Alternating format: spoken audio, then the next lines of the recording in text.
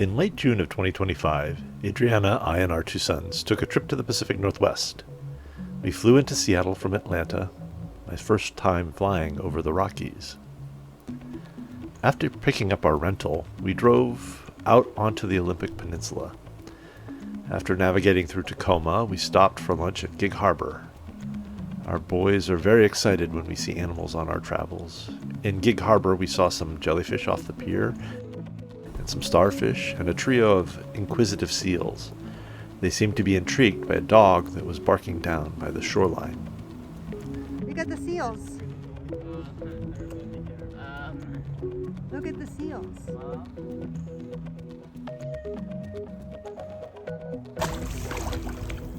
Look at those cute little heads.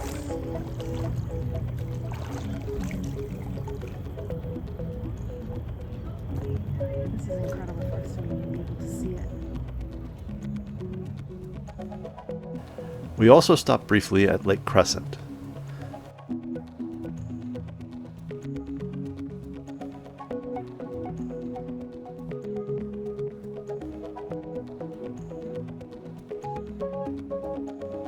But then we continued on to Forks, Washington, where we stayed while exploring the Olympic National Park beaches.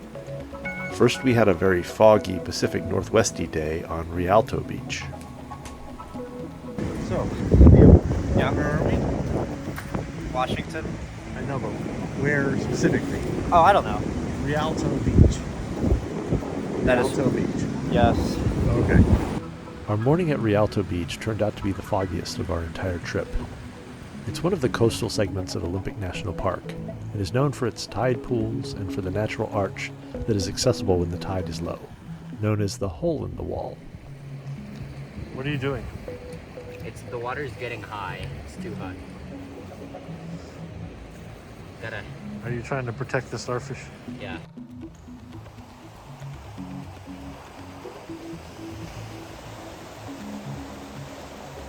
We hiked the 2 miles down the beach to the sea stacks in which the hole is located.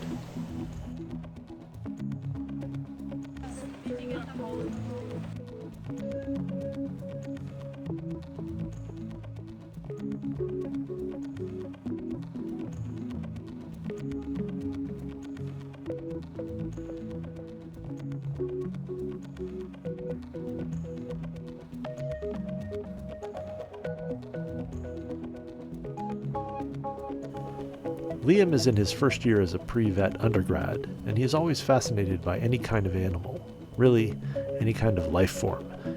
When he heard we were going to be here on this section of the Pacific coast, he decided he was going to locate some chitons, which are known in this area, which is a kind of mollusk. He had heard about them in a biology class he had taken.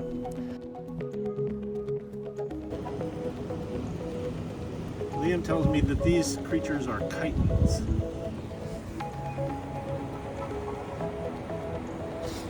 Yeah, but they're so stuck on that I can't get to them. Here's a big one.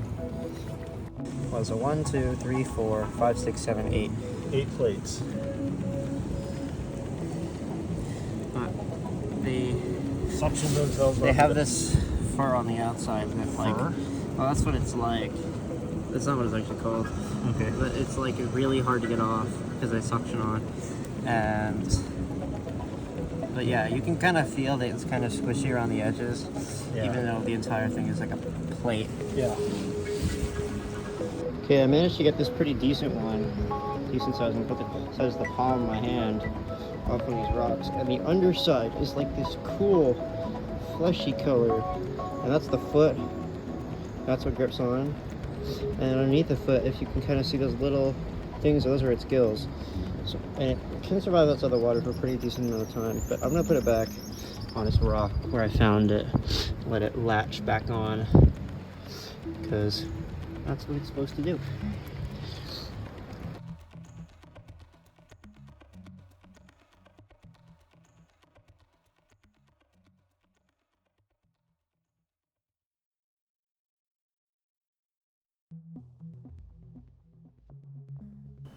In the afternoon, we went to the Hoh rainforest. After a very long wait at the entrance, we got in to find parking and hiked the rainforest loop and then along the Hoh River for a short distance.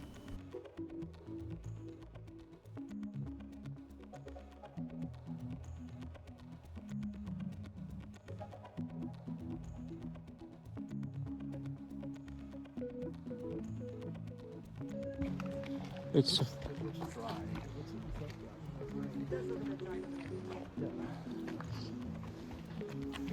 maybe just a bit.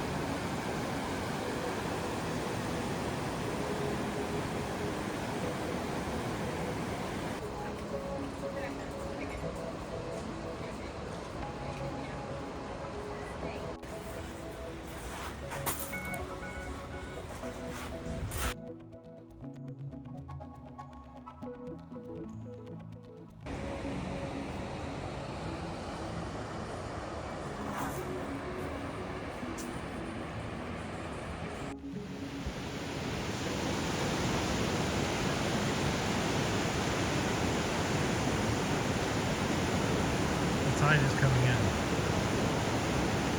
Ruby Beach. Videoing.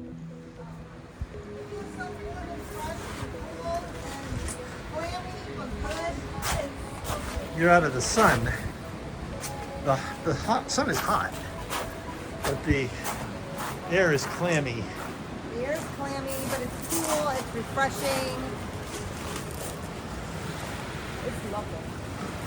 Oh, look who's here. Mountain climber extraordinaire, Lucas Finnegan. This is just a Clam. magical.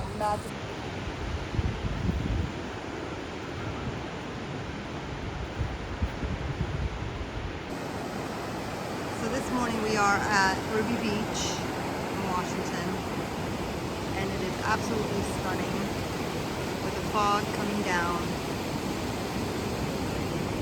It's 11:30, so we came out a little late today.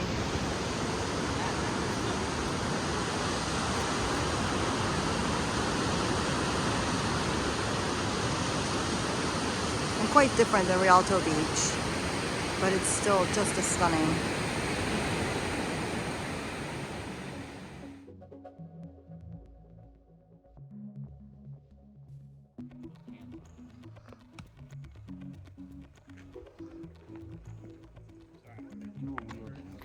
Currently hiking, although it's a paved path. And there's so many flowers, and the view is great.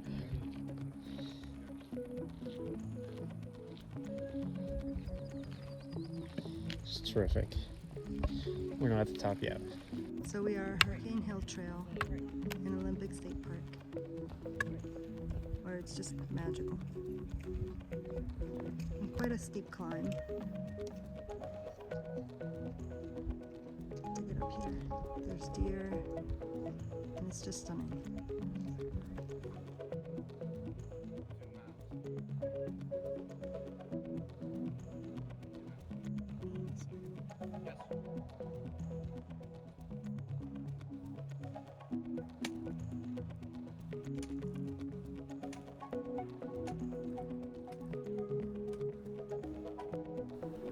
During our second day at Lake Crescent Lodge, Liam, Adriana, and I decided to take on one of the most difficult day hikes in any national park, Storm King Mountain in Olympic.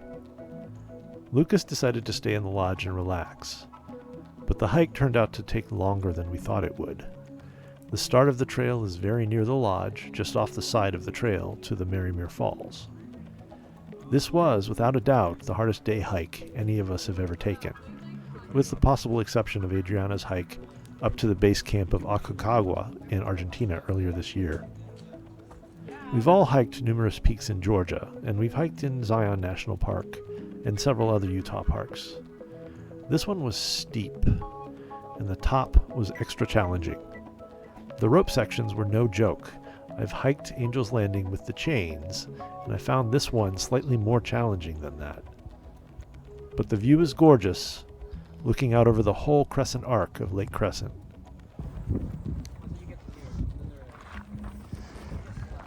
This is the descent from Storm King Mountain.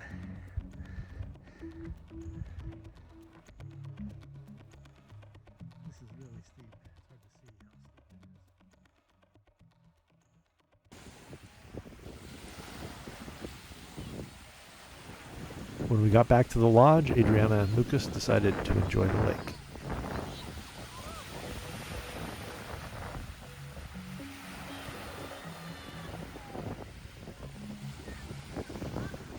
I see there's a log. It almost hit you. And here's Lucas, dry and warm on the beach. Is it warm? No, it's not warm. It's a cold plunge. That's the water. It's an ice plunge. That's the water. Woo! I am Put refreshed. your hand in the water. So this is the view from our room at the Lake Crescent Lodge. It's incredible. I'm just asleep with the waves crashing all night. We did that last night and it was so lovely. And while the sun sets on the other side, it was actually not night until way after I fell asleep. It must have been around past midnight. It was still not fully dark out. I woke up at some point around 4 a.m. and finally the stars were out.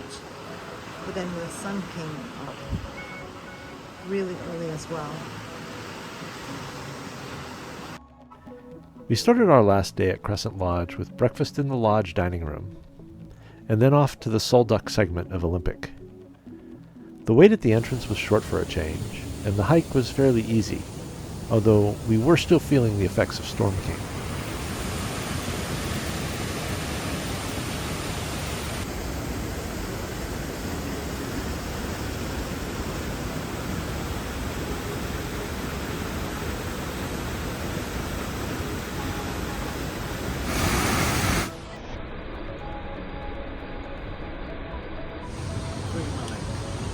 Yes.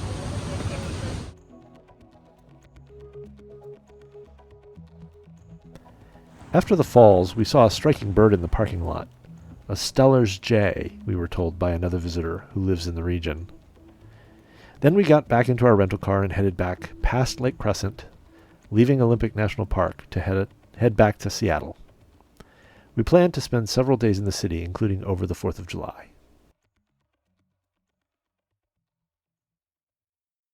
We spent 3 days in Seattle, staying in a nice hotel right below the Space Needle. We did all of the normal touristy things the first day. The Museum of Pop Culture, which was surprisingly impactful, especially for Adriana and her love of Nirvana.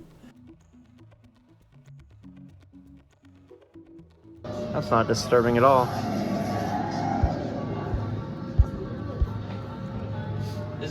We visited the Chihuly Museum, which Liam and Lucas were like, why? Until we went in and they ended up loving it. This ball is so shiny. It's like so big. My hand is that big. It's huge. Look at this exhibit.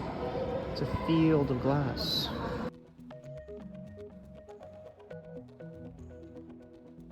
And we visited the Space Needle to look over the city.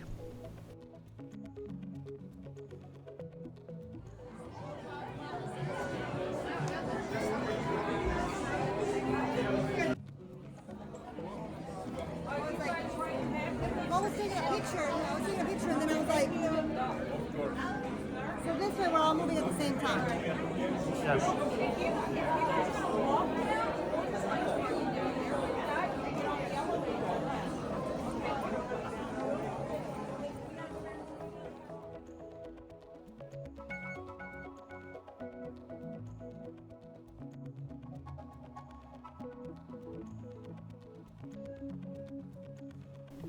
Adriana took a side trip off with her friend Alex to see her home, which happens to be very near the houseboat, filmed as Sam's home in the movie Sleepless in Seattle.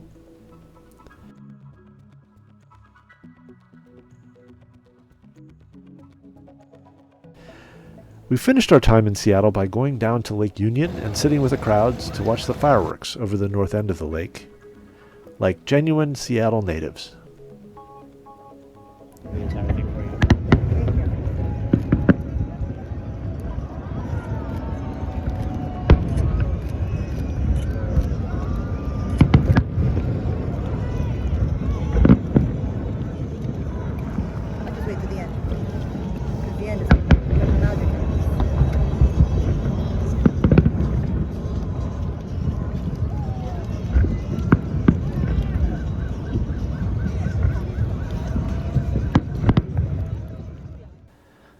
The next morning we drove to Mount Rainier National Park.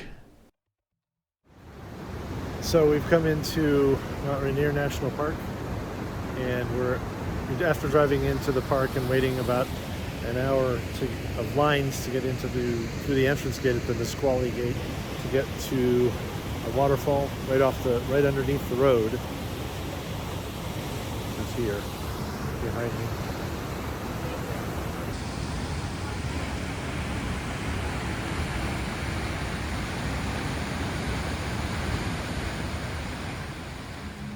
We stayed in the Paradise Inn Lodge.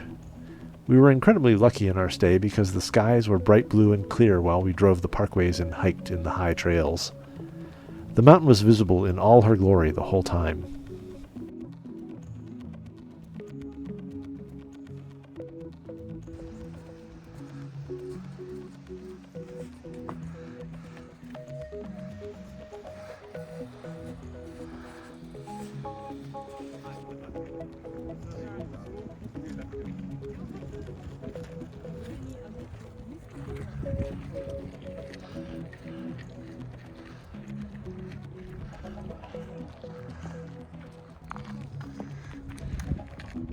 See the waterfall? No. There's two of them over there, falling off the bottom of the glaciers. Oh yeah.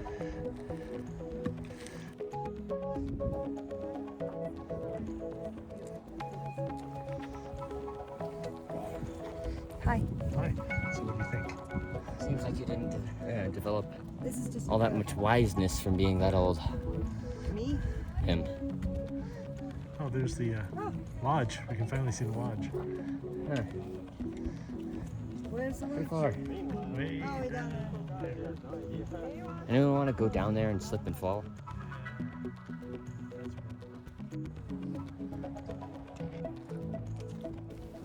The best part of this section was hiking the Skyline Loop Trail, which was still about a quarter covered with snow. We saw a deer on the snow in Olympic. At Mount Rainier, we saw lots of marmots, including some who like to sploot on the snow. He's sunbathing on the snow. He's cooling off. So chill. Man, so chill.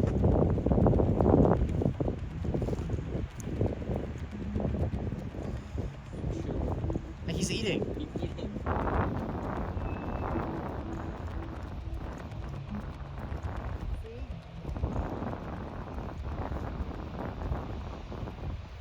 What is it, my brother? I don't have food for you. Hello there. What is it? You good? You are very cute. There's Lucas sliding down. Might be able to go around.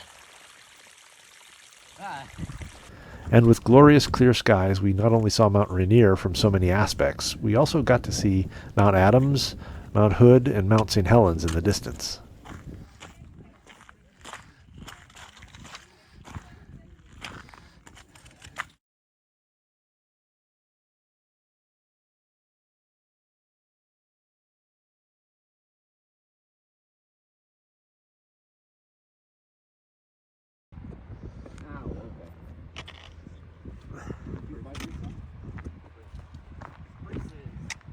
Guys, brace for the braces. They do not very nice. Part to explore was a drive over to the Ohanabacosh segment, where we hiked along the Ohanabacosh River to see the Silver Falls. Honestly, the most impressive falls of the trip.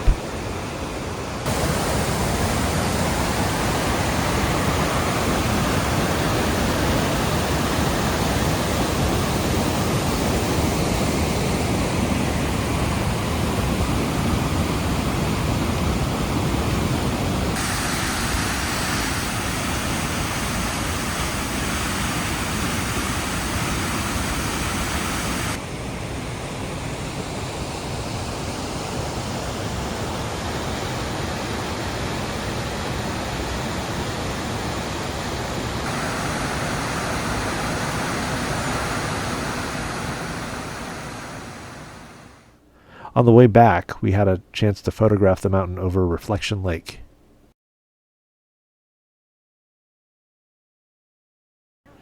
Our final morning in the park, before checking out, we took the quick hike up to Myrtle Falls and enjoyed the spring runoff happening all over the slopes of Mount Rainier.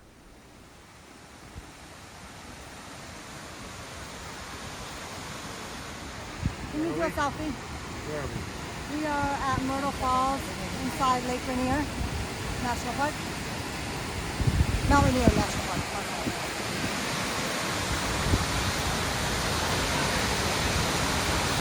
Wow, look at that.